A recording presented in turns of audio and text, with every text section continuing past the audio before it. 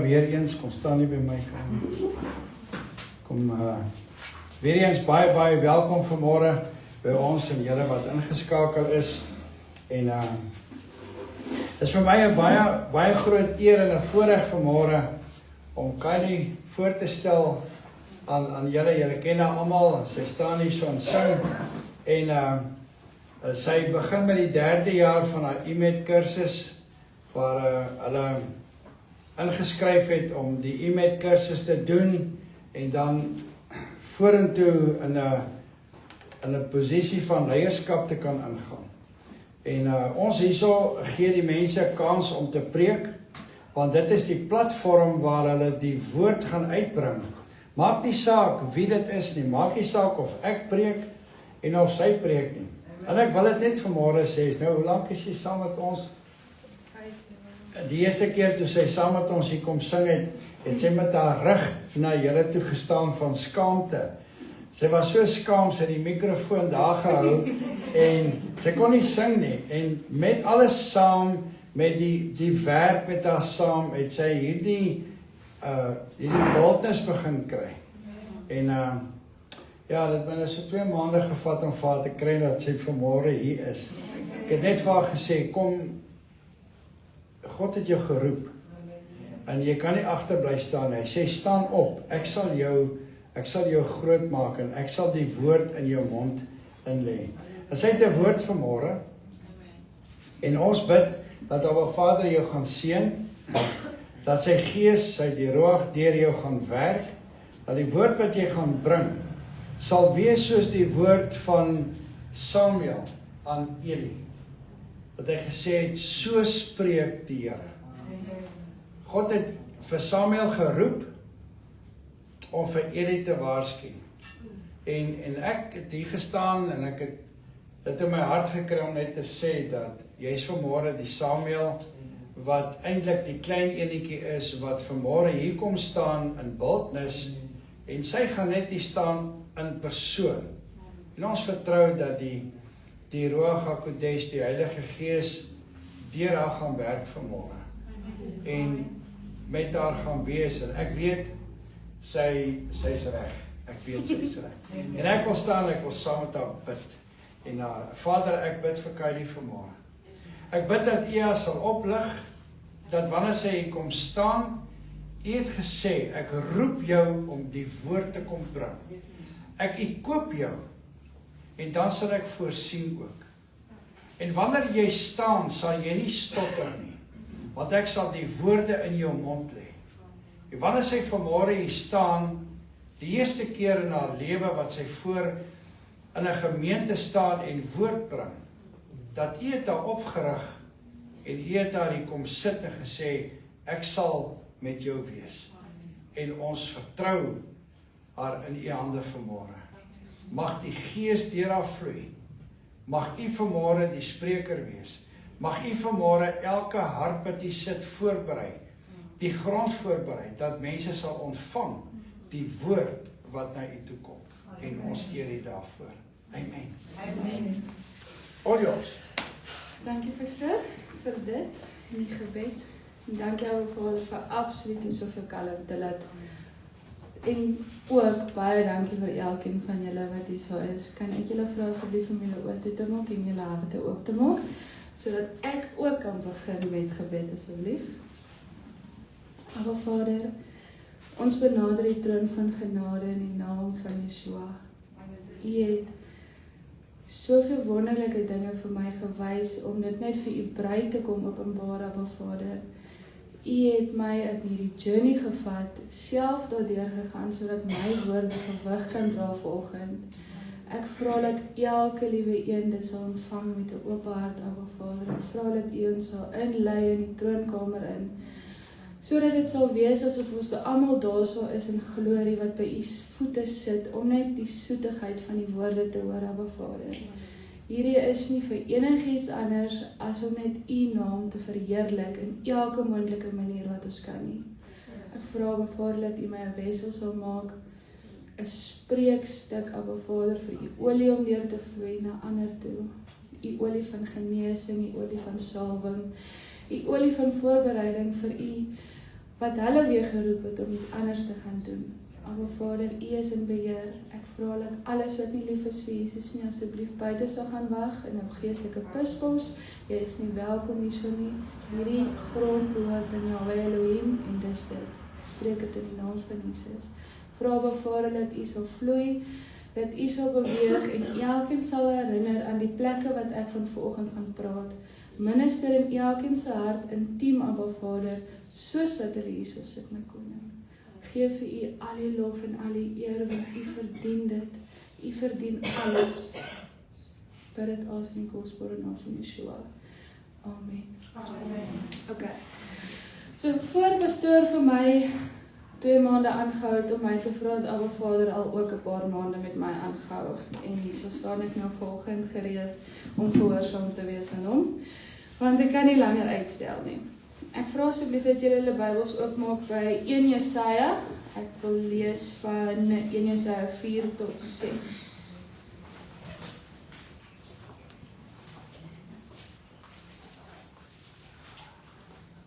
Okay. Sê net as hulle reg is, so hulle plekkies het.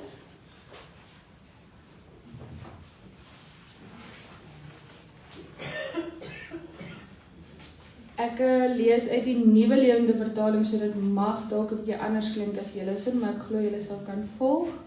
1 Jesaja 1 vers 4 tot 6 lees soos volg. Voorwaar, hulle is 'n sondige klomp met skuld belaai. Hulle is mense wat totaal en al korrup is.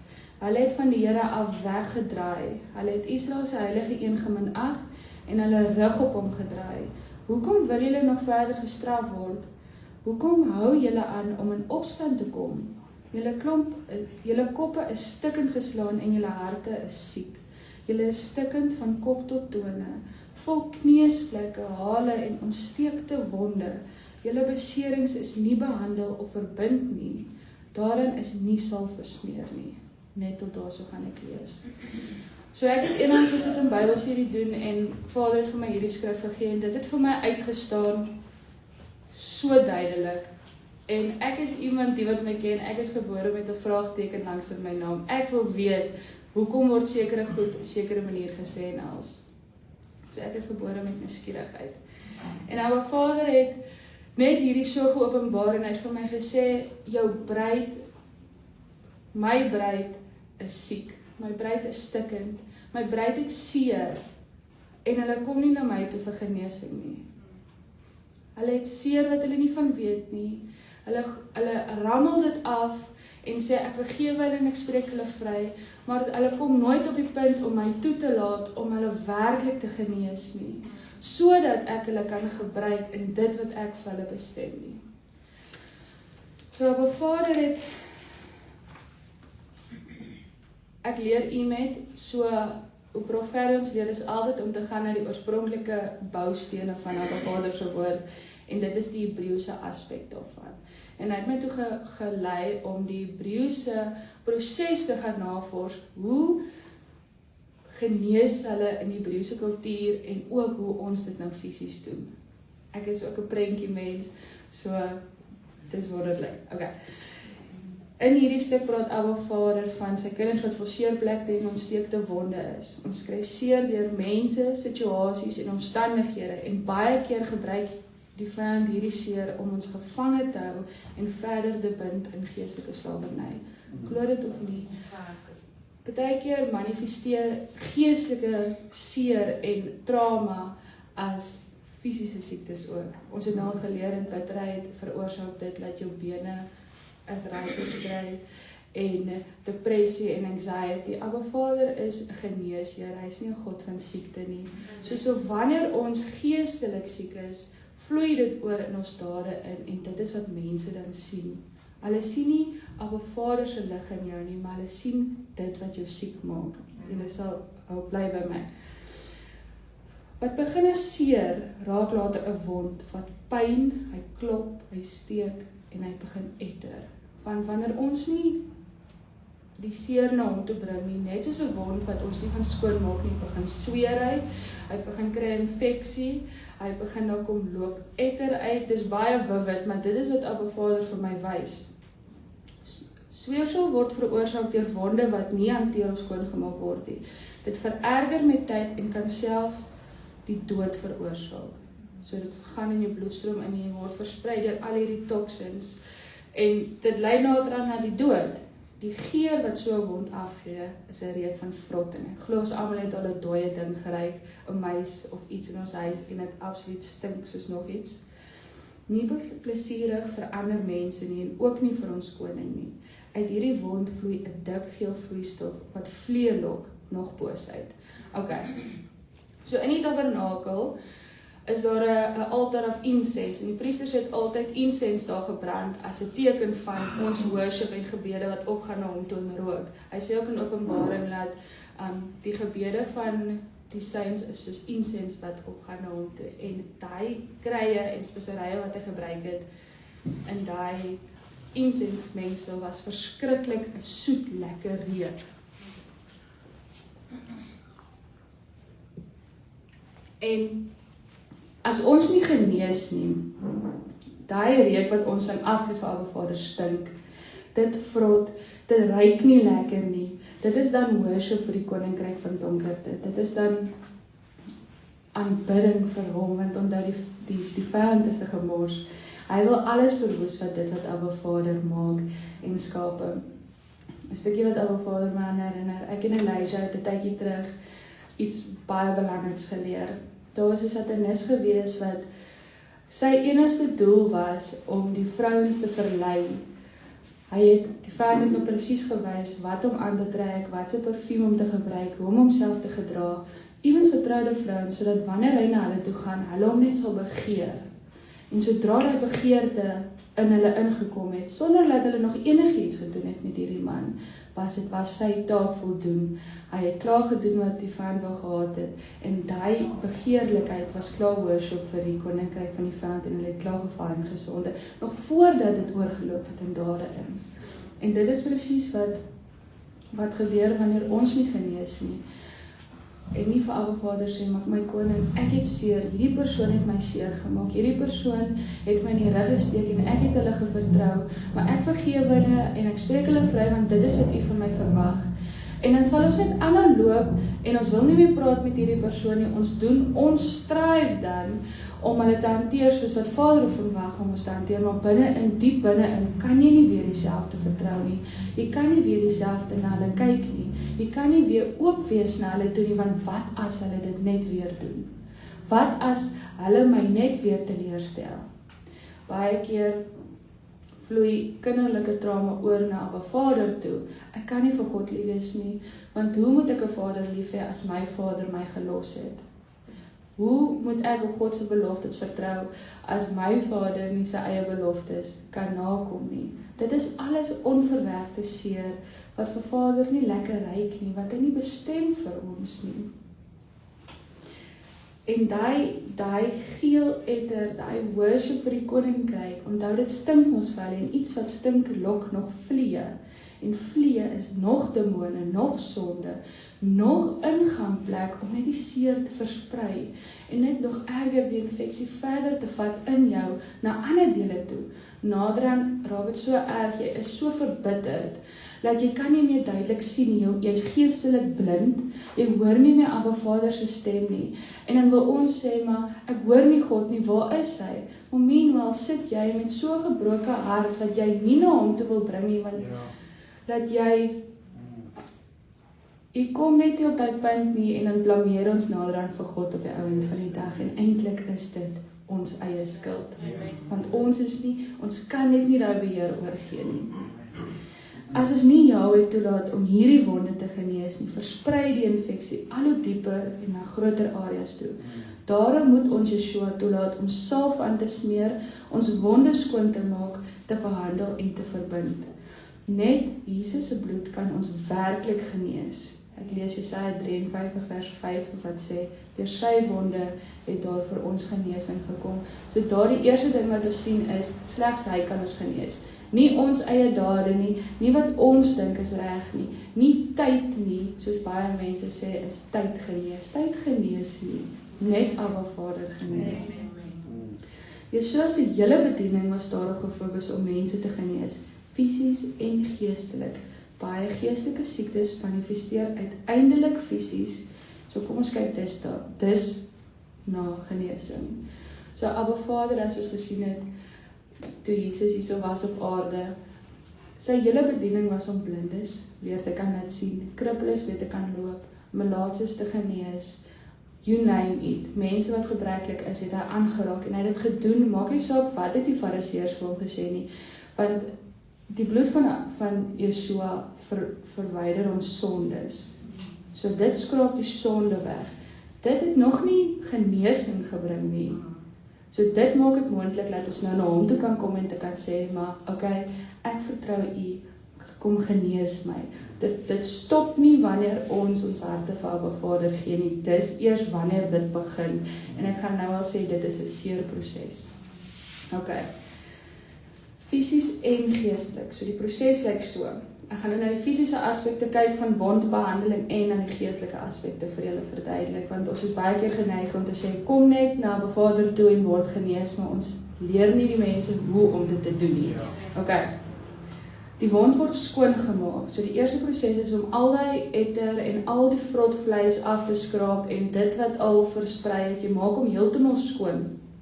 Geestelik is dit geloof en vertroue.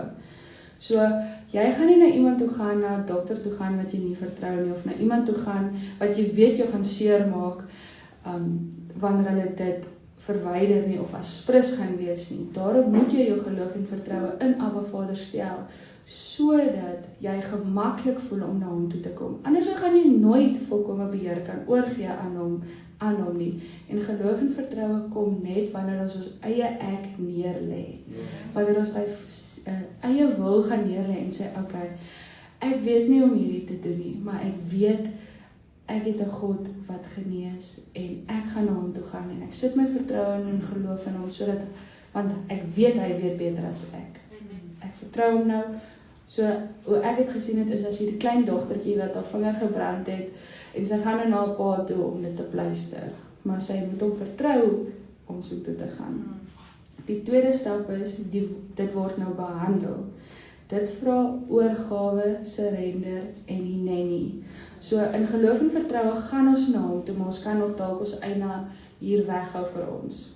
Ek is nog nie gemaklik genoeg om dit vir u te gee nie. Dalk is daar iets wat ek kan doen, dalk kan ek net self 'n pleister opplak, maar dalk sien hy dit van 'n ander kant af. My ma het tyd terug gepraat van die Nenny, wat beteken hier is ek. Wanneer Vader uitroep, Kylie, dan sê ek hier is ek, met alle oorgawe aan hom, want ons weet wanneer ons tot bekering kom, behoort ons nie meer aan onsself nie, maar ons behoort aan hom, want ons is net stof. So dit is volkome oorgawe wat ons dan vir hom gee, om te kan sê, maar okay, ek vertrou u, nou gee ek oor, nou gee ek dit vir u weet beter. Die derde stap is, dan word daar salf aangewend, wat Jesus se bloed en die woord van God is. Ek gaan nie baie sê oor hom nie, ons kom daarby uit. En uiteindelik word dit verbind, die verbinding. En dit is deur intimiteit met Yeshua.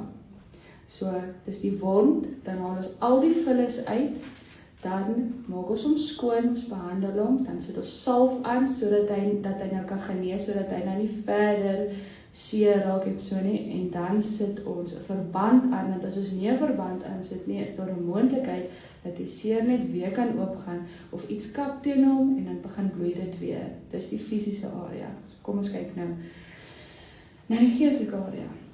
Stap 1 is die skoonmaak van die wond. So die Hebreëse woord vir hierdie proses, vir die skoonmaak van die wond, is die Hebreëse woord tahir. T-A-H-E-R, tahir. Dit beteken om rein te maak, om te suiwer, om alles wat besmet weg te skraap, totdat die oppervlak skoon is. Dieselfde werkwoord word gebruik vir die reiniging van malaatses, die suiwering van die tempel, die was van klere en die geestelike reiniging na sonde. Lees ek weer vir julle. Die reiniging van malaatses, die suiwering van die tempel, ons is die tempel van Abba Vader, die suiwering van die tempel, die was van klere wat vuil is, en geestelike reiniging na sonde.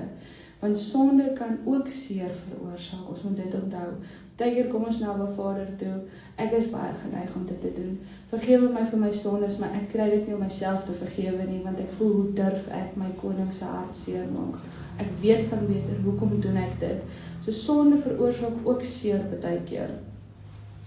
Deur geloof en vertroue nader ons Abba Vader se genade troon en laat hom toe om aan die wond te raak en al die vuilheid uit te skraap. So nou geestelik. Nou kom jy na hom toe, nou het jy hierdie probleem, die persoon het jou teleurgestel. Nou het daar al 'n altaar van bitterheid begin vorm op daai ding en elke keer sê jy maar nee. Ek gaan nie weer iemand vertrou nie. Ek moet in beheer wees sodat ek weet dit wat ek voor my sit, ek nie myself sal teleurstel nie, want as iemand anders die situasie gaan beheer, dan gaan hulle dalk dit nie doen, ek daarvan hou nie, en dis ek, en is ek heeltyd, né? Self-defense. Maar nou kom hy, nou gaan hy vir jou presies wys, waar is al die areas in jou lewe wat hy nie van hou nie? Waar is al die areas in jou lewe wat volvullig is, wat mense jou teleurgestel het, 'n naam genoem het, iewens al sê hulle net vir jou, hoekom het jy nou steeds so vet geword, wat gaan aan? Is daar probleme by die huis, hoekom gaan werk jy en soek jy nie 'n werk nie, hoekom dit, hoekom dat, en baie keer verstaan die mense nie ons situasies nie, en hulle verstaan nie hoe seer hulle ons maak, wanneer hulle dit goed vir ons sê nie, al is hulle bedoelingsrein, maak dit sin? Okay, ek is baie, ja. Julle kyk my so reg uit. Okay, soos, ja. Tahir beteken om alles te verwyder wat besoedel, totdat iets of iemand weer heiligheid kan dra. Dit gaan nie oor uiterlike netheid nie, maar oor funksionele reinheid, om weer 'n woonplek vir Yeshua te word. Wanneer 'n wond skoongemaak word, dan is jy Tahir. Abba Vader kan ons nie gebruik om iemand anders te help as ons self sit met dieselfde probleem as daai persoon nie. Net soos die skrif sê, haal eers die balk uit jou eie oog uit, voordat jy die splinter uit iemand anders se oog uit gaan haal. Maak dit sin? Okay. Goed. Iemand of iets is Tahir, kan weer in heilige ruimtes inbeweeg, vir heilige doeleindes gebruik word en God se teenwoordigheid dra. Maar hierdie proses vra blootstelling en eerlikheid. Dit is hoekom ons moet geloof hê in hom en hom vertrou, want hy gaan nou jou hele lewe voor jou oop lê en hy gaan vir jou sê, onthou jy daai keer wat jou ouer onregverdig was met jou, onthou jy daai keer wat jou maatjie dit gebreek het van jou en jy was so kwaad en jy kon nou nie vergewe nie, onthou jy, en so gaan hy jou vat en iewens in situasies invat wat jy dink jy was reg gewees en jy was nie. Iewens in situasies in waar jou grappe iemand anders teleurgestel het of seer gemaak het. So hy gaan nou alles vir jou openbaar en hy gaan vir jou sê repent. Bely dit voor my, bring dit voor my en nooi my in. Kom ek wys vir jou hoe jy nou gaan optree wanneer dit weer met jou gaan gebeur. So nou gaan hy al daai van jou skoon maak. En jou nou reg leer hoe om op te tree. Want ons almal het al uit ons vlees uit gereageer wanneer iets nie ons sin is nie of wanneer ons seer gekry het. Ek weet nie van julle nie, maar ek het beslis al. Die breek van gemaksones, okay, so wat dit gaan verg is, die breek van gemaksones af. Die breek van torings van trots, ek is te trots om te ontvang, of ek is te trots om uit te gaan en dit te gaan doen, of ek gaan nie my voete in daai area gaan sit nie, want wat as mense my daar sien? Dis trots. Dit is nie van Abba Vader af nie. Of ek gaan nie daai persoon help nie, of moenie aan my vat nie, jy's te vuil, of julle weet, dit is nie van Abba Vader af nie. Gemaksones ook, hy het ons nie geroep om in 'n boksie te wees nie, hy het ons geroep om buite die boksie te wees. Op skool kon ek nie mondeling gedoen het nie, ek het 'n trookeel gehad, ek kon nie praat nie, maar dit was alles aanvalle al daai tyd van my lewe om te keer wat Abba Vader my voor wil gebruik. Net soos wat pastoor gesê het, ek het met my rug na die gemeente toe gestaan, maar hierso staan ek vanoggend want ek is bereid. Ek het my seer neergelê vir hom, al die kinders wat vir my gelag het, al daai wat veroorsaak het dat ek so skaam en teruggetrek is, het ek vir hom gegee, en kyk waar staan ek vandag. Op die ouderdom van 23 het so ek nooit gesê het ek sou hier gewees het nie. Ok, verder is dit bring ons na plekke waar die vlees geheers het, ook weer eens, waar die vlees keuses gemaak het vir ons. Ons is geroep om ons vlees neer te lê, om die vlees te kruisig saam met Jesus Christus. Dit moenie heers nie. Die vlees is ons sondige natuur. Dit gaan jou lei in verkeerde dinge, in verkeerde besluite, om haastig te wees en besluite te neem sonder Abba Vader, wat ook veroorsaak dat jy sy plan en sy doel mis vir jou lewe. So die vlees is iets wat ons te neer moet druk en ons gees is veronderstel om te heers. Maar vir dit om te gebeur, moet ons gesond wees in ons siel. Want anders gaan ons nooit uit die regte plek uit kan regeer saam met Abba Vader uit nie. Okay. Die skoonmaak steek en dit is ongemaklik, maar tog sonder reiniging vind geen genesing plaas nie. Onthou ons almal het 'n trotse geaardheid in ons DNA en dit is die beginsel van Baal. Om het baie vinnig op te som vir julle, ons vlees hou nie daarvan om verkeerd te wees nie. Ons hou nie daarvan om minder te wees nie, want ons wil altyd in beheer wees. Dit is ons vlees, net soos met vas. Wanneer jy vas, die wat al gevas het weet, jy dink aan die lekkerste kosse. Jy is nou ewe skielik honger vir die vreemdste dinge. Jy het ewe skielik 'n soettand, al het jy nie gewoonlik 'n soettand nie, want ons vlees is nie gewoond daaraan om onderdanig te wees aan ons gees nie. Okay. Ons vertrou Yeshua om die verborgde infeksie van sonde bloot te lê, nie om ons te verneder nie, maar om ons te genees. So hierdie embarrassing dinge wat Abba Vader dan vir ons gaan weer herinner aan, wat jy dink, hoe kon ek dit gedoen het? Ek kry so skaam, ek weet nie eens hoe het ek daarin gedink om dit te sê of dit te doen in daai tyd nie, maar dit is nog steeds onverwerkte seer, al voel jy nie meer so nie. Dit is nog steeds iets wat Abba Vader wil hê, julle twee moet oor praat in intimiteit, sodat jy dit nie weer gaan doen, dalk per ongeluk of hoe ook al nie. Lees Psalm 139 vers 23 wat sê, deursoek my o God en ken my hart. So in daai geloof en vertrou wat ons nou aan toe kom sê ons vir hom, deursoek my hart Abba Vader en ken my hart, deursoek my hart vir geheime motiewe, vir hartsposture wat nie in lyn is met wie U is nie, met dinge wat heers, wat keer dat ek die stem hoor, wat verslawings, goed waarna ek kyk, wat dalk vir my verkeerd is dalk nie vir jou verkeerd nie, wat vir jou verkeerd is dalk nie vir my verkeerd nie. Dalk iemand wat meer geneig is om af te val van die pis af en om te vergryp in drank, moenie naby 'n bottelstoer kom byvoorbeeld nie, want hy is nog nie sterk genoeg om daar verby te gaan loop nie. Maar iemand soos wat nie 'n drinker is nie, kan weer daar verby loop. Maak dit sin wat ek vir julle sê. So ons moet na hom toe kom en hom vra, deursoek my hart en wys vir my die areas waar daar werk nodig is, waar daar genesing nodig is, sodat ek U lig op die einde van die dag kan uitstraal en nie vir U stink nie. Daar behels dikwels verwydering, afsny, skraap, verbranding en herhaaldelike was. So dit gaan nie 'n een keer ding wees nie, dit gaan oor en oor en oor gedoen word. En hy gaan jou dan in die situasie gaan plaas om jou te toets, om vir jou te kan lei, sodat jy weer eens jou woorde en jou aksies gewig nou kan dra. Die vyand gaan jou weer versoek, en dan Vader sal dit toelaat as hy jou wil leer daardeur, en so gaan hy jou leer en jou oprig, en jou ondervinding gee om nee te sê. Ek sê altyd vir my ma, asseblief moenie vir my bid vir krag nie, want ek gaan in 'n situasie gesit word waar ek krag nodig het. En ek is 'n baie ongeduldige mens ook. Dit is een vrug wat Abba Vader, bietjie terugskop. Ek kan nie geduldig wees, ek hou nie daarvan nie, maar ek moet daarvan hou, want dit is wat hy van my verwag. En ek het 'n tyd terug gebid, dat hy moet asseblief die vrug van geduld in my vorm. Julle, onmiddellik het al goed gebeur. Onmiddellik. Ek smeer 'n koekie, botter. Die koekie val, hy spring so uit my hand, het hy gaan val met die botter op die vloer. Ek het die koekie, die boksie koekies om nog 'n koekie te smeer, daar val die pakkie onderuit in die water in.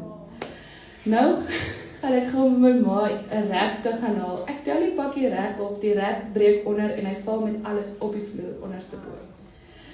Dit is om vir iets te vra, wees bereid om getoets te word en gekultiveer word in dit, sodat dit stiek en dat dit nie uit 'n gees van performance uitkom vir Abba Vader nie. Okay. Ja. Daar behels dikwels verwydering, afsny, skraap, verbranding en herhaaldelike was. Geestelik beteken dit dat besoedeling verwyder word, onreinheid verbreek word en toegangspunte vir sonde afgesny word. So Abba Vader, wat hy vir my in hierdie area gewys het, is in elkeen van ons is 'n tuin. Ons leer dit in vir die wat die Sarah van Vuren boeke het, School of the Spirit in Shimano. Sy beskryf dat ons elkeen het 'n tuin en dit is ons harte. Nou jou hart is nie net jou fisiese hart en wat jy voel nie, dit is jou gedagtes, dit is waar alles uitvloei. Net soos wat Spreuke 4 vers 23 sê, dat dit wat in jou hart uitgaan, kom nader aan uit in dade. En in hierdie tuin is klein jakkalsies wat jy kan distract, of bytjies wat 'n hart bas by blommetjies en jy haal jou oog vir 'n oomblik van Yeshua af, of daar's gate in jou mure wat herstel moet word, of jou hek van jou tuin is nie reg nie. Dit is alles sonde wat vir die vyand reg gee om in te kom en te vernietig, om nog jakkalsies om in te kom, om vir hom om in te kom, om onkruid te saai, of dorings of dissels, wat Abba Vader se vrug weer strengel. Maak dit sin? Okay, dis goed. Waar is ek? Okay, soos dit sluit in, ongesonde sielsbande, sultais, afgoderry. Afgoderry is enigiets wat ons bo Abba Vader sit.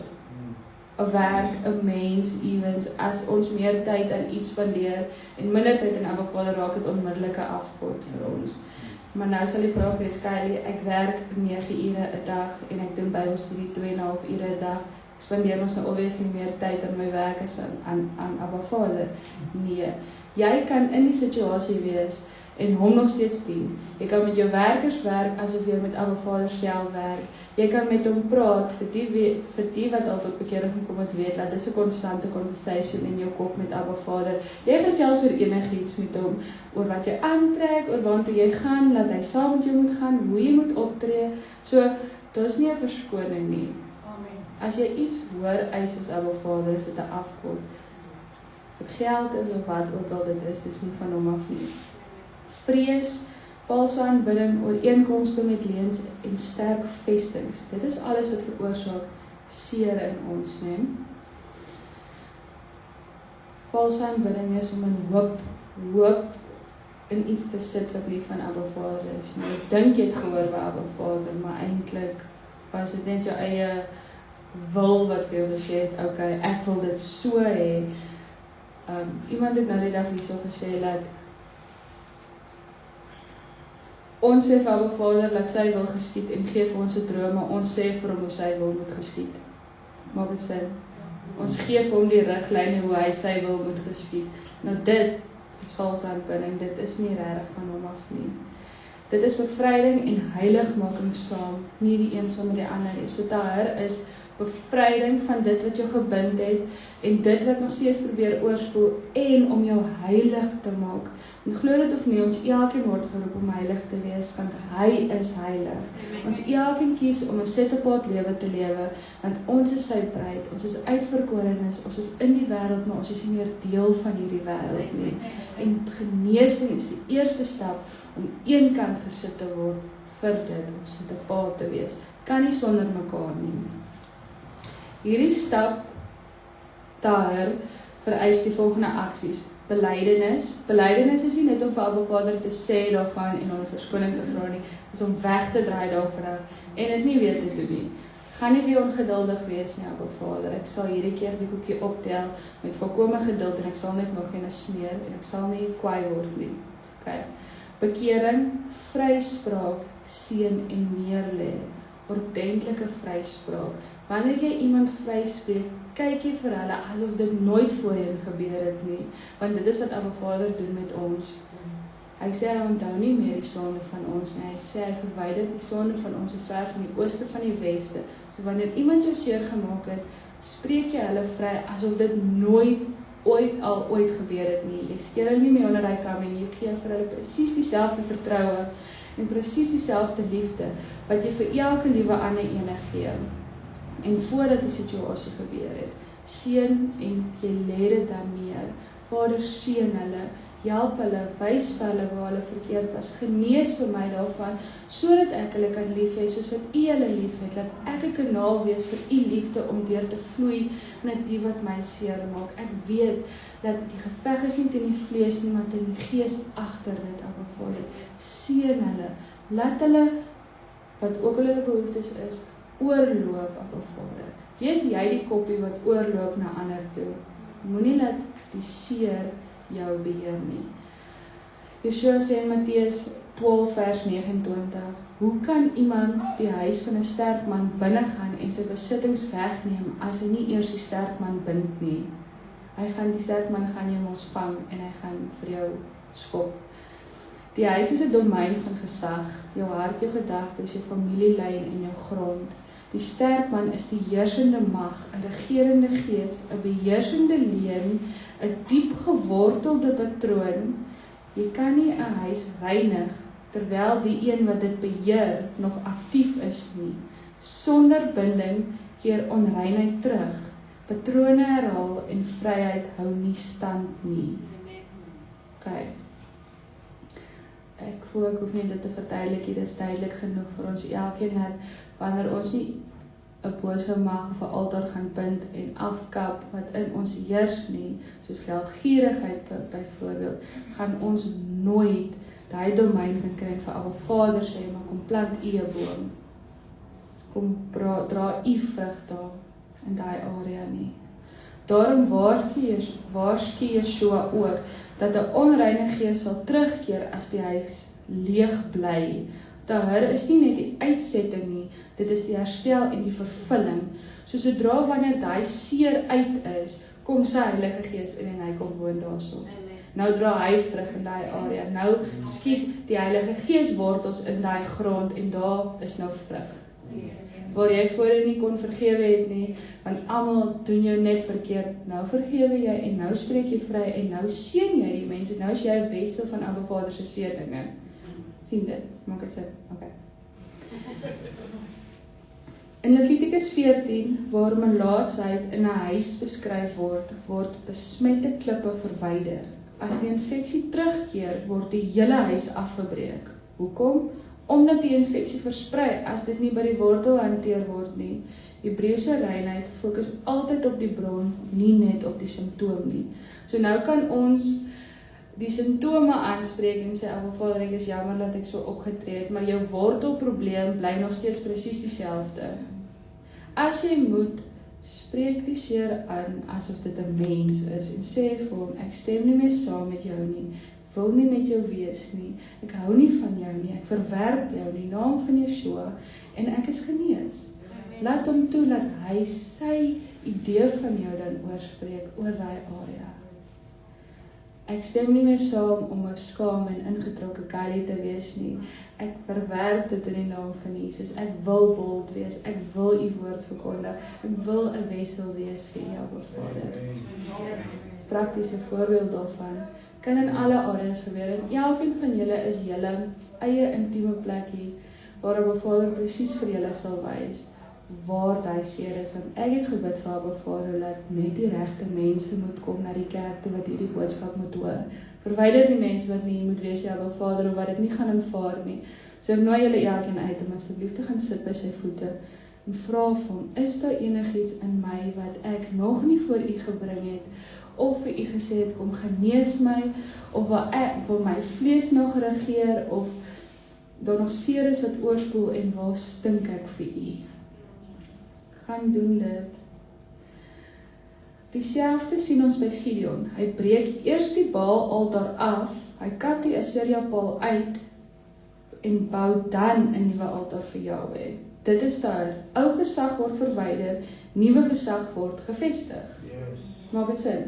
Verwyder daai ou patroon heeltemal en Abba Vader sal 'n nuwe patroon vir jou daan sit. Soos denkpatrone, waar ek altyd gevrees het en geworry het, hoe gaan ek dit doen? Hoe gaan ek hierdie voorsiening kry vir hierdie koste wat ek het, Abba Vader? Ek weet nie wat om te doen nie. Kom ek gaan leen geld by daai en of kom ek gaan vra geld by daai ene? Maar ons gaan nooit en sê, Vader, U het my nie 'n gees gegee van vrees nie, maar van krag, liefde en selfbeheersing. U sê ook U is my voorsiener en U sal vir my sorg meer as emosies. So, ek gaan nie vrees nie, maar ek gaan vertrou op U vanaf vorentoe. Vergewe my vir die vrees wat ek het. Vergewe my dat ek kyk na ander mense en ander bronne voordat ek kyk na my Skepper. Want ons het deel in sy ewigheid, ons het deel in sy rykdom. Hy is die rykste ooit. Hy kan jou wildste drome wat hy in jou hart plant, kan hy vir jou voorsien. Of dit nou 30 biljoen rand is en of dit nou 3 rand is of wat ook al dit is, hy sal dit voorsien wanneer dit in sy wil is. Maar as dit uit 'n plek van seerheid gaan kom, gaan dit nie gebeur nie. Okay. Vergifnis alleen maak jou nie gesond nie, dit verwyder die skuld, maar tahara verwyder die besoedeling binne in jou, die goed wat stink en vrot. Daarom moes die priesters, nadat hulle by die offeraltaar was, na die koper wasbak gaan om hulle self te was, voordat hulle tempelwerk kon doen. Want ook wat die insens gedoen het op die insens van altaar, onthou, by die offeraltaar is daar beeste geoffer, daar skape geoffer, en dit moet mos so stink die bloed nader aan. Dit is eintlik 'n vuil plek by daai altaar. Die insens het 'n spesifieke kry ingehad of spesery ingehad wat vlee uitgehou het, sodat die vlee nie die priesters in die tempel geplaas het nie. So wanneer ons gebede rein is en nie seer in het nie, en ons worship het nie seer en goed in nie, hou dit die demone weg, dit hou die boosheid weg. So hulle gaan nie meer dan jou pla nie, want jy is 'n kind van hom. Jou gebede en goed ryk dan lekker vir hom en dit hou al daai goghuis weg van jou af. Okay. Ook daarom moes die priesters hulle self gewas het nadat hulle met al hierdie bloed en goed gewerk het, want hulle was mos nou vuil gewees. En by die koper wasbak is ook die plek, so dit was 'n koper wasbak wat geblink het onder en dan was daar water in, so die priesters kon hulle eie refleksie in die water gesien het. Al wanneer ons gaan genees en werklik word wie hy bestem vir ons om te wees, is wanneer ons na sy woord toe gaan kom en hom soek, sodat ons refleksie begin verander in hom in. Want ons almal is geskape na sy beeld. Ek praat nou nie van uiterlik nie, julle praat nou van innerlik, natuurlik, okay. So, verder sê ek hier so, 'n siek dokter kan nie 'n ander sieke genees nie, hy sal hom net aansteek. So wanneer ons nog seer het, al weet ons nie daarvan nie, hoe gaan ons die res van die bruid bedien? Hoe gaan ons iemand anders kan help as ons self siek is? Ons gaan hom ons net gaan aansteek. Dit is ook wat, ag ek kom daar by hardloop nou. Skies, is excited. Die tweede stap van al hierdie neem. Nadat ons nou al die vullis verwyder het, al die altare afgebreek het, al die legal rights verwyder het, wat vir die vyand reg gee om ons te kom besteel en verder in sonde in te lei, is die aanwending van die salf. So sit nou salf op die wond, né? Dit is die Hebreëse woord Rafa. Ek glo dit klink bekend vir julle almal, né? Rafa beteken nie net om te genees nie, maar om te herstel. Die herstel wat gebreek is, heeltemal en terug te bring na oorspronklike funksie. Genesing in die Hebreëse kultuur beteken om terug te keer na jou oorspronklike ontwerp. So wat gebeur is, ons sondige natuur verdraai heeltemal wie ons is. Heeltemal. Jy lees dit in Jeremia 1 wat Abba Vader gesê het, ek het jou by jou naam geroep, ek ken jou. So Abba Vader, ons het vir Abba, ek het jou geken voordat ek jou by jou naam geroep het, as julle. Ons het in 'n intimiteit met Abba Vader gewandel, nog voordat ons fisies hier so is. Ons het saam met hom gekeer in intimiteit, nog voordat ons hier is. En hy het 'n bestemde identiteit, karakter en doel met elkeen van ons se lewens gehad, voordat ons nog gevorm is in ons moeder se skoot, né? En wat gebeur is, wanneer daar soveel seer veroorsaak word, soos, kom ek vat my lewe as 'n voorbeeld, al die seer wat ek deurgegaan het in my lewe, al die teleurstelling, al die pyn en verwerping wat veroorsaak was in my lewe, het veroorsaak dat ek in selfbeheersing gelei het. Nie net selfbeheersing, nee, nie selfbeheersing, beheersing, ekskuus julle. So gees van beheer het net absoluut oorgeneem in my en ek het niemand toegelaat om vir my te sê wat om te doen nie, hoe om te wees nie. Ek was nie bereid om te leer nie of te vorm volgens iemand anders nie. Ek het ook altyd gesê dat wanneer iemand vir my iets sê, het ek altyd vir hulle gesê, ons kyk maar, want ek het jou nie geglo nie. En dit was 'n heel wolk van wie ek moes wees, want wanneer jy lei aan dit, het jy nie geloof en vertroue nie. Jy kan nie Abba Vader glo nie, jy kan hom nie vertrou nie, want baie keer sal Abba Vader vir jou 'n belofte gee, maar hy gaan jou nie die stappe gee tot hy belofte nie. En in my stap was dit so gewees dat hy het net gesê, ek gaan dit met jou doen, maar ek wou geweet het hoe, wanneer, hoekom en al hierdie dinge, maar dit is beheer. Ek wil in beheer wees van hierdie hele situasie en hy wil nie dit hê nie. Hy wil hê ons moet hom kan vertrou. Ons moet ons drome, begeertes en behoeftes kan neerlê om syne te kan optel. Maar dit was seer wat dit veroorsaak het. So ek was heeltemal geverdraai, 'n misvorm van wat Abba Vader wil hê van my en wie ek is. Want lees ek Jeremia 30 vers 17 wat sê, want ek sal jou gesond maak en jou wonde genees, sê die Here. Dit is die herstel van alles wat die vyand gesteel het, jou identiteit en jou karakter. Die laaste wat Abba Vader mee gewerk het met my is vreugde. Moenie laat mense jou vreugde steel nie. En as julle kan onthou dat Frik het vir my die mantel van vreugde gegee. Okay. So die vyand steel die dinge wat Abba Vader vir jou bestem en dit is ons keuse om dit toe te laat, want hy sê ook vir jou, ek sal vir jou 7 maal alles teruggee wat die sprinkane of die locusts opgevreet het. So hy sal jou weer terugbeloon met 7 maal soveel. Maar dis ons keuse, gaan ek daai seer koester? Gaan ek toelaat dat Abba Vader nou die salf daaraan aansit sodat dit nie weer gebeur nie? Of gaan ons nou net daar so stop uit, ons het ons nou alles afgebreek, ons het dit ons nou behandel, ek gaan nou nie verder gaan nie. Dis ons keuse om verder te gaan en om toe te laat. Ons ontdek eers wie ons werklik is by die een wat ons gemaak het. Ons kan nie onsself gaan soek in 'n beroep nie. Ons kan ons passies gaan uitvind in 'n klomp goeders gaan probeer nie. Jy is nie gemaak deur die wêreld nie. Jy is gemaak deur Jahweh Elohim en al wie jy jouself gaan vind is by jou Skepper, want hy weet vir wat dit hy jou bestem, hy weet hoekom jy gemaak is. Ons is nie net gemaak om suurstofdiewe hierso te wees nie. Ons is gemaak met 'n doel om te werk vir die koninkryk van God, nie om lui te kom wees hierso nie. Of dit nou is om die kleinste ding soos voete was te doen, of om te gaan praat by Spar, of hierso te staan of te sing of wat ook al, maar dit is tyd dat ons uit geestelike lei uitkom en vir hom sê, maar Vader, gebruik my om u wil te doen. Dit is tyd dat ons regtig opstaan en vir hom sê, maar hoekom is ek hier? Want dit was my grootste vraag geweest. Ek settle nie net vir rykdom hier op aarde nie. Ek wil nie miljoene hê nie. Ek wil nie die beste karre en goed nie, want dit is alles tydelik. Dit kan gesteel word of dit kan roes by die seekarre roes hierso. So ek was nie tevrede met dit nie. Ek wil weet hoekom is ek hierso. En ek weet nie of julle al ooit daai vraag gehad het nie, maar al wanneer jy gaan weet wie jy werklik is, om daai salf te kry op daai genesing, om jou identiteit in te seël, is om te gaan hoor by die een wat jou gemaak het. Niemand anders gaan vir jou kan sê wie jy is nie. Okay.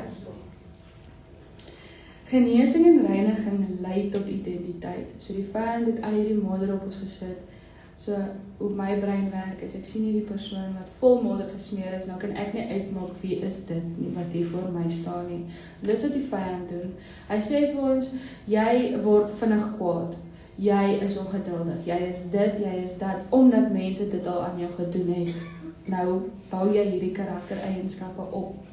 Maar dis nie wat Abba Vader vir ons bestem nie. Hy kom, hy skraap alles weg. Hy behandel jou, hy tel jou weer op.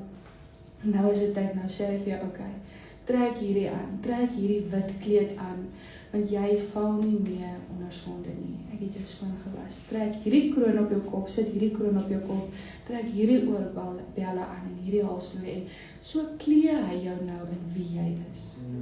Nou word identiteit gevestig. Is julle nog met my? Okay. Stop my as julle nie verstaan nie, asseblief, dit is belangrik.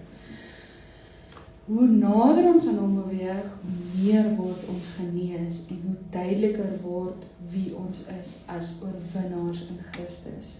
Vader sal nooit iets laat gebeur wat te moeilik is vir ons nie. Hy sal nooit iets laat gebeur of laat seevier van die vyand as hy nie 'n doel het om ons te leer daaruit of om ons voor te berei daaruit nie, maar al hoe ons gaan weet wie ons is ons naby aan hom is. Want hy sag lei, sê altyd vir my, hy sê die Heilige Gees is soos 'n duif. Hoe meer geraas jy maak, vinniger gaan die duif wegvlieg. So word stil, maak alles stil, maak tyd, gaan sit by sy voete, doen Bybelstudie, wees intiem met hom en hy sal vir jou presies wys wie jy is. En al ons dit gaan doen is as ons woord lees. Nie deur 'n magical stem sommer net die intimiteit kom by die woord, dit begin by die woord van God. Dit is die maklikste, die vinnigste wat Abba Vader met ons praat is deur die Bybel. Eksodus 15 vers 26 sê, ek is Jahweh, jou geneesheer. Niemand anders nie. Niemand anders kan vir jou sê nie, net hy. Okay, net hy. Nou wil ek nie weer vra oor hoekom gebeur hierdie dinge met my en al hierdie goed nie, gaan na hom toe. Rafa volg altyd op daar. Jy salf nie 'n infeksie nie. In Jesaja 1 vers 6 lees ons dat die wonde nie versag is met olie nie en daarom het daar geen genesing plaasgevind nie. Olie op 'n onreine wond seël die infeksie in en veroorsaak groter skade. So wat ek daarso gesê het,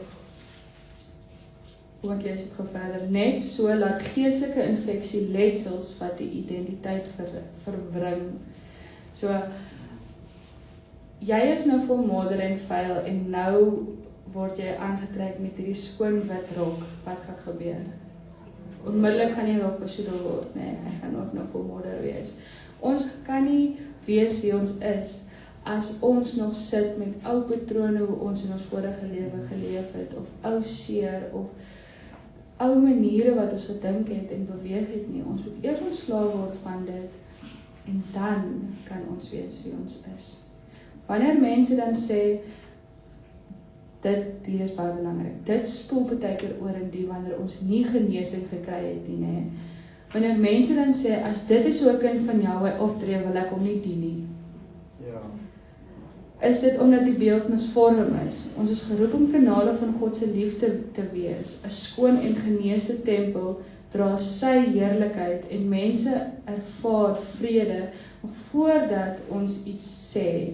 Ons is elkeen geroep om die heerlikheid van God te dra, sodat wanneer ons in 'n vertrek instap, net die feit dat ons daar ingestap het en God se vrede wat met ons is, sy heerlikheid verander die hele atmosfeer. Ons sien ook dat Petrus se skaduwee het net op iemand geval wat seer en siek is en hy was genees net so.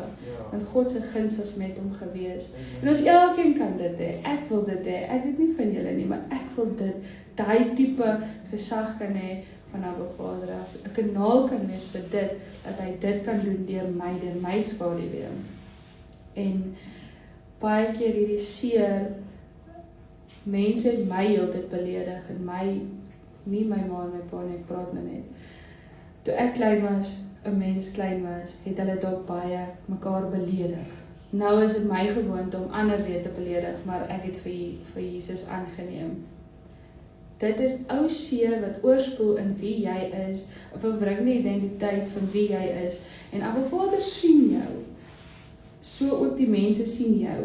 En dan gaan hulle vir Abba Vader skuld gee, want as dit is hoe 'n kind van God optree, rassisties is, en so geldgierig is, en, dan wil ek nie daai God dien nie. Wat 'n soort God is dit dan? Maak dit sin? So, as jy dit nie eers vir jouself wil doen dit vir hom, doen dit vir jou medemens, sodat wees 'n lopende hartklop van wie hy is. Sodat mense sy liefde kan ervaar, nog voordat jy iets sê. Net jou teenwoordigheid, net die manier hoe jy praat en hoe jy met hulle is, en jou vriendelikheid en jou nederigheid getuig so baie van wie ons koning is. Ons besef dit nie baie keer nie, maar jou geloof en jou boldness en al die dinge, die vrug. Vader sê in sy woord, dat die boom word geken aan die vrug wat hy dra. Okay. Hier by Bethlehem het mense al soveel keer getuig, dat hulle die vrede van die Heilige Gees voel wanneer hulle hier instap. Hoeveel keer het mense nie al gesê, dat hulle voel net vrede in die kerk, hierso nie. Mense wat nie eens in ons gemeente is, nie, het dit al vir ons gesê hierso nie. Nou wil ek vir julle vra, is julle 'n draer van die vrede? Is julle, stap julle in 'n vertrek in en mense voel veilig by julle? Kan mense oopmaak met julle? Kan mense praat met julle? Rafa genees liggaam, siel, hart, geheue, identiteit en funksie. Gebrokenheid is 'n innerlike breek. Wonde is strame plekke, verbindings is ondersteuning tydens genesing.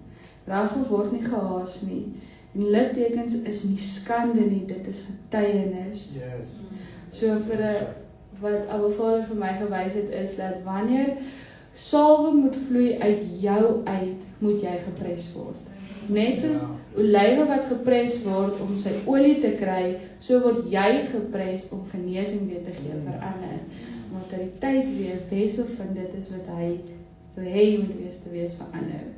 Yeshua wys my 'n gebreekte kleipot in stukke, lê die kleipot voor hom op sy werkstafel en hy sit rustig.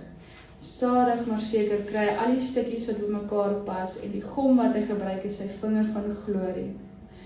Elke stukkie gom is saggies aan mekaar weer vas en hy vul die kleipot met hom en die uiterlike is krake van goud en die innerlike is vloeiende lewende water. Maak dit sin? Okay. Kom ons kyk dieper in die salf. Antieke salwe is gemaak van verskillende bestanddele. Wyn of asyn is gebruik om wonde te ontsmet. Okay. Dit was pynlik, maar hy het die dood verhoed. Was baie seer, julle, dit gaan seer wees. In Lukas 10 vers 34 giet die Samaritaan wyn en olie op die wonde. Wyn reinig en olie genees. Wyn reinig, die bloed van die lam reinig jou, maar die olie van die Heilige Gees genees jou. Net so bring Jesus eers oortuiging en waarheid en dan genesing. Okay. Mirre is die ander bestanddeel, was bitter en antisepties. Dit is gebruik vir pynverligting en voorbereiding vir begrafnis. Dit spreek van lydings en sterwe aan diself. Galasiërs 2:20 wat sê ek is saam met Christus gekruisig. So worship en gebede, want mirre en olie was een van die bestanddele gewees in die incense of 'n familielid van mirre. So gebed na hom toe en worship, berei jou voor vir dit waardeur jy moet gaan om genees te word, want dit gaan seer wees en dit verlig jou pyn. Die Vader gaan vir jou vrede gee, want jy gaan wees in die een se hande wat weet hoe om jou vas te hou. Die derde een is wierook. Dit spreek van gebed, aanbidding en God se teenwoordigheid saam met jou, nee. Olyfolie dra die genesing, dit versag, beskerm en dit herstel. Olie word altyd laaste aangewend na die reiniging. Jy kan nie eers genees en dan vergifnis kry vir jou sondes nie, dit gaan nie reg wees nie. Okay. Hierdie salf word stadig ingevryf. Dit is God wat die plek aanraak wat seer is. Dit verg tyd saam met jou by Rafa en dit is werklik al wat genees. Net tyd met hom. Hy is jou geneesheer. Die derde stap is behandeling. Dit is Sadar. S-A-D-A-R. Sadar beteken om te rangskik, in orde te bring en reg te stel. Dit is die plek van volle oorgawe. Hier sê ons, Here, U weet beter. God begin nou die binnekant herstruktureer, ou strukture verwyder en alles in goddelike orde te bring. So nou is jou identiteit geherstel, maar nou is dit tyd om 'n wessel te word. Nou is dit tyd om die orde van hom te hê, om sy koninkryk beginsels op die tafels van jou harte te hê. Okay. Hierdie fase vra geduld Hy sny onnodige takke af, sodat jy vrug kan dra. Hy sal nou die mense verwyder in jou lewe wat nie daar moet wees nie. Hy sal jou uit die werk uithaal waar jy nie moet wees nie. En hy sal jou in die plekke sit waar jy nou moet wees om te werk vir hom. Hy sal nou die tyd, die hobbies, al daai goed verwyder wat nie van hom af is en nou die uiterlik. Nou is jy herstel, nou kyk hy nou hoe spandeer jy jou tyd en wat gaan hy nou verwyder, wat moet hy verwyder? Daarom is dit altyd belangrik om 'n keuse saam met Abba Vader te neem. Wanneer jy 'n werksgeleentheid kry of iets, vra vir hom, is dit van U af? Is dit hoe U wil hê ek met my tyd spandeer? Kan ek U verheerlik in hierdie of kan ek vir U breed werk in hierdie proses waar U vir my gebruik? As 'n persoon dalk daar is, Here, hierdie persoon lei my in die versoeking in. Verwyder hom, verwyder haar. Of dalk weet jy nie eers van die mense wat jou lei in sonde in nie. So daarom is dit belangrik om hom te benader daaroor. Sonder surrender veroorsaak ons vertragings. Daarom kom hierdie stap eers na reiniging en genesing. Nou kan Yeshua as meesterkunstenaar ons hart verf volgens sy koninkryk beginsels. Jesus vertel in Lukas 13 vers 6 en 9 van 'n vyeboom wat nog 'n kans kry. Die grond word omgewoel en bemes. So werk God ook met ons. Hy gaan nou ons gronde omspit en hy gaan dit nou weer kunsmis gooi sodat dit nou weer vrugbaar word, sodat ons vrug kan dra en nie net 'n mooi boompie is wat daar staan nie. Ja, die woestyntye is waarna hy jou gaan lei, want tot Jesus is deur woestyntye gewees en dit was aklig geweest. Hierdie tye is kosbaar. Dit is intimiteit tyd met jou bruidegom. Soek hom in sy woord terwyl jy wag. So al jy gaan weet wat van hom af is en wat nie van hom af is wanneer jy na hom toe gaan. Hy is die bron van alles. Ek sien hom altyd as hierdie ster in die middel van my lewe en alles van my draai net om hom. Hy is die middelpunt van wie ek is. Die laaste stap, verbinding, is die Hebreëse woord Chawash. C-H-A-V-A-S-H. Ek spel die Hebreëse woord, want baie keer is hulle 'n bietjie moeilik om te hoor, te verstaan. Chawash beteken om toe te draai, te verbind, te bedek in liefde. So nou as jy al alles verwyder wat sonde veroorsaak het, jy is skoongemaak, jou identiteit is herstel, alles buite jou is verwyder wat nie daar moet wees nie, wat jou verder in versoeking lei, wat nou oor? Nou moet jy net gevestig word, sodat dit so bly en dat jy nie weer terugval nie. Die verband word nou om die wond gesit, nadat al hierdie gebeur het. Psalm 147 vers 3 sê, hy verbind die gebrokenis van hart. Dit vra om die wond te bind. Dit vra nabyheid, aanraking, sagtheid en verbondsliefde. Al hoe ons gaan bly waar hy ons plaas en wie ons is as ons konstant sy aangesig soek. Elke oggend met hom te wees, sodat hy ons kan koop vir die dag en elke aand by sy voete te kom sit, sodat hy ons voete kan was, gereed om te rus vir die volgende dag se assignments. God bly altyd naby die gebrokenis. Sy teenwoordigheid verseël die genesing. Net sy teenwoordigheid kan seker maak dat verband het nie geskuif nie, die infeksie is nie terug nie, jy val nie weer in die ou patrone in nie, want hy sal jou dan teregwys in liefde, hy sal jou dan presies lei, wat as daar dalk 'n bedreiging is vir dit. Verbond met Jahwe is die verband wat jou beskerm teen verdere seer. So nou raak hy jou verdediger. Jy hoef nie meer jouself te verdedig of jouself te beskerm nie, maar hy raak jou verdediger en jou beskermer. Jy vertrou nou op wat hy gesê het van jou en jy luister nie meer vir die leuns van die mense wat in die wêreld leef nie. Maak dit sin? Amen. Okay. Nou al hierdie dinge, hierdie hele proses wat jy deurgegaan het, om skoon, rein, gevestig te wees voor hom, dat die Vader vir my die volgende prentjie gewys, wat hy wens om te hê met ons elkeen. Ons sit by sy voete, as 'n jong seun en meisie. Hy vat ons hand as ons bruidegom, hy lig ons op, hy lei ons, dis net julle twee, net die dansvloer van sy troonkamer toe, net julle twee in ritme, dans julle saam. Hy trek jou nader, jy sit jou oor teen sy hart, teen sy bors, En hy fluister in jou ander oor hoe kosbaar jy is vir hom, hoe lief hy vir jou is, hoe mooi jy lyk en hoe lekker jy ruik ook. Hy trek die roos agter jou oor uit, wat jy jouself probeer mooi maak vir hom. En hy klee jou met sy koninklike juwele. Sy pragt vul jou oë met trane, want jy sien hoe mooi jou bruidegom vir jou is, hoe aantreklik hy is, hoe aanneemlik hy is. En hy laat jou die seer van die verlede vergeet.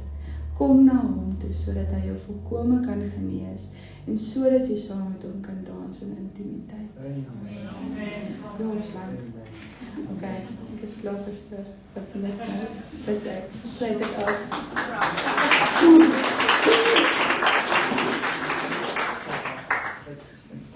Ok, kan ek asseblief vra om julle oor dit te maak? Dankie. Abba Vader, nadat die woord uitgegaan het, vra ek dat hierdie woord op goeie grond sal val, my almagtige koning. Ek vra dat u nou in elkeen sal gaan minister en vir hulle wys, waar is daar nog seer? Waar is dit waar u met hulle wil werk, waar u hulle wil reinig, waar u hulle wil nader bring in intimiteit, Abba Vader. Ek vra dat u hulle elkeen sal klee in die pragtige kleed wat u vir hulle bestem, veel kleurig. En Here, laat hulle elkeen nou besef hoe kosbaar hulle is vir u, Vader. En laat hulle nie net hier is om mooi te lyk, my koning, maar om werklik te werk vir u, om intiem te wees met u, Vader, en om die res van die bruid te gaan bedien.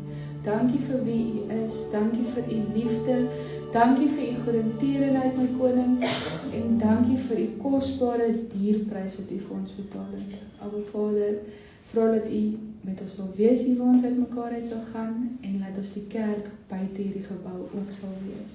Ek loof en ek prys en ek bid dit als in die kosbare naam van Yeshua. Amen. Amen. Ek verstaan. Dit is so wonderlik, ek sit nou aan luister en ek ervaar iets hier, sagtheid. Ek kan nie so boodskap. Ek weet nie of julle dit geniet het nie, ek het dit regtig baie geniet. Sy het dit so saggies oorgebring, so mooi oorgebring. En ek wil net afsluit met dit. Ons sê baie vir mense, kom reg, word gesond. Maar ons vertel nie hoe nie. En sy het baie mooi kon verduidelik vanmôre hoe dit moet gedoen word. En ek glo die Ruach HaKodesh gaan vir elkeen van ons hierdie ding leer in ons hart inplant om te sê, hoe moet ons dit maak? Baie dankie, Kylie. En blessings vir julle. Ons gaan afsluit, jy kan maar afsit. Ons gaan afsluit met 'n lied en ons offerhande opneem.